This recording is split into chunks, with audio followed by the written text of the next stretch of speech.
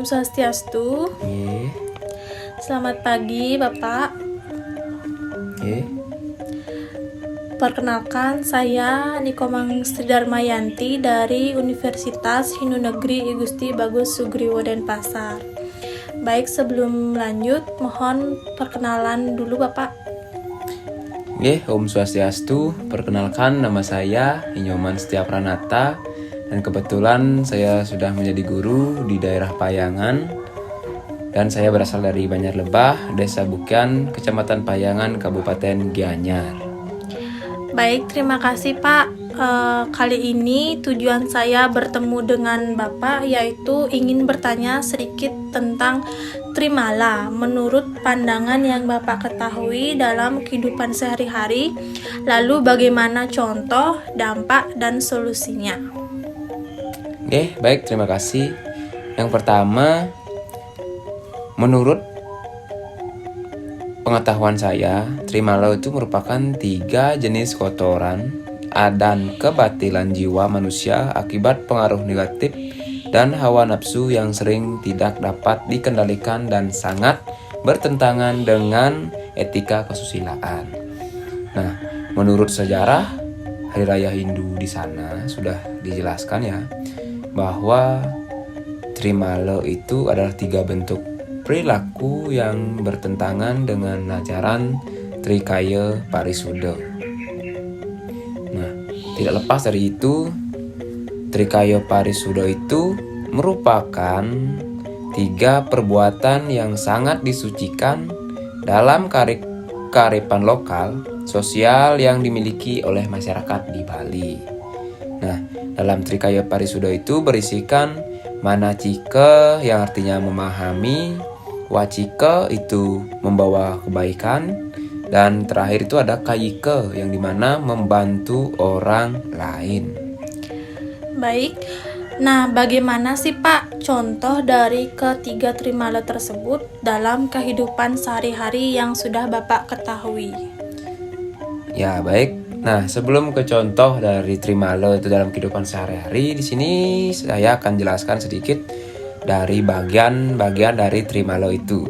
Nah, Trimala itu ada 3 bagian ya. Yang pertama ada moho yang artinya berpikir yang buruk. Yang kedua ada mada artinya berkata yang buruk. Yang ketiga itu ada kasmala yang artinya berbuat yang buruk.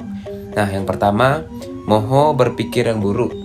Kalau contohnya dalam kehidupan sehari-hari, ini sering kali dijumpai di zaman-zaman sekarang ini. Seperti contohnya, semisalkan ya, si A ini, ada si A dan si B. Nah, si A ini dia orangnya agak kaya, dia agak punya lah di rumahnya. Terus si B ini mempunyai rasa iri hati atau matsarya dia.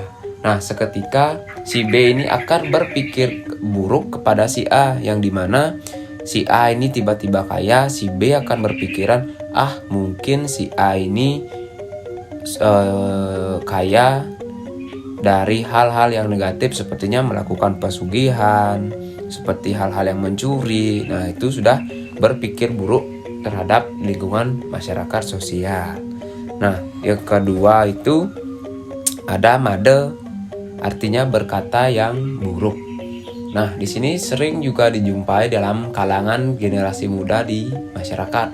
Seperti contohnya, ketika ada anak muda atau seseorang yang sudah emosinya meluap, itu otomatis dan tanpa ia kesadari akan menguncarkan atau berkata-berkata yang buruk terhadap lawan yang diajak dia emosi. Itu sering sudah terjadi di kalangan masyarakat sosial yang ada di masyarakat. Yang itu sudah tidak bisa mengendalikan hawa nafsu madanya. Dia otomatis akan mengucapkan kata-kata yang buruk yang akan dia ucapkan untuk meluapkan emosinya. Itu contohnya ya. Terakhir itu ada kasmala, yang dimana kasmala itu kan sudah ada berbuat yang buruk. Nah, kalau contohnya di kalangan masyarakat atau kehidupan sehari-hari, itu yang sering dijumpai itu ada mencuri dan dan menuduh atau memfitnah. Nah, yang pertama itu kan ada mencuri. Mencuri itu sudah merupakan perbuatan yang sangat buruk. Misalkan si A mempunyai barang-barang yang gak mewah, si B mempunyai rasa iri hati, otomatis si B ini ingin mempunyai barang-barang yang mewah dengan cara-cara yang buruk atau perbuatan buruk. Dia melakukan pencurian. Karena si B ini tidak punya uang atau apa, dia melakukan ingin memiliki sebuah barang, tapi dia tidak mempunyai uang. Timbullah rasa ini kasmalau ini dah timbul kasmalau, berbuat yang buruk, mencuri dia lakukan. Yang lagi satu itu ada menuduh. Ini paling sering juga dijumpai di kalangan masyarakat. Dia menuduh seseorang tanpa pengetahuan sebenarnya. Itu sudah salah sekali itu. Menuduh ini kan sering juga dijelaskan fitnah atau menuduh itu lebih kejam dari pembunuhan. Baik Pak, nah apakah ajaran terimalah ini perlu kita hindari Pak? Nah, ajaran terimalah ini patut kita hindari oleh generasi muda di kalangan sekarang ini agar bisa terbangun karakter generasi-generasi muda Hindu yang kuat dan tangguh. Nah, dampak dari memahami dan menghindari trimala ini juga dapat mempengaruhi hidup seseorang itu ke jalan yang lebih baik, di mana secara spiritualnya maupun dalam hubungan sosial. Lalu bagaimana solusi untuk mengatasi trimala tersebut, Pak? Untuk solusinya menurut pengetahuan saya sendiri ya, solusi untuk mengatasi trimala ini adalah kita melatih diri kita untuk melangkah dari trimala kepada ajaran Trikaya Parisuddha. Ini dapat kita lakukan melalui berpikir dan berbuat yang baik, berbicara dengan meneras yang baik, dan berpikir dan berbuat dengan tingkat kebaikan. Nah, juga dijelaskan, pendidikan dan penyuluhan merupakan langkah penting untuk membantu generasi muda Hindu di Bali dalam mengenal dan mengikuti ajaran Trikaya Parisuddha. Nah, kalau sudah dilakukan itu, dengan melakukan hal ini, generasi muda Hindu di Bali ini dapat membangun karakter yang kuat dan tangguh, yang akan membantu mereka dalam mengendalikan hawa nafsu dan menghindari hawa negatif dari trimala itu sendiri.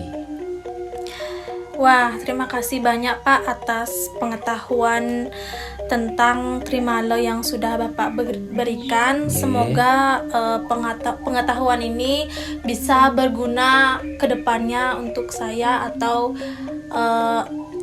teman-teman yang dekat dengan saya. Akhir kata saya haturkan Paramasanti. Om Santi Santi Santi Om.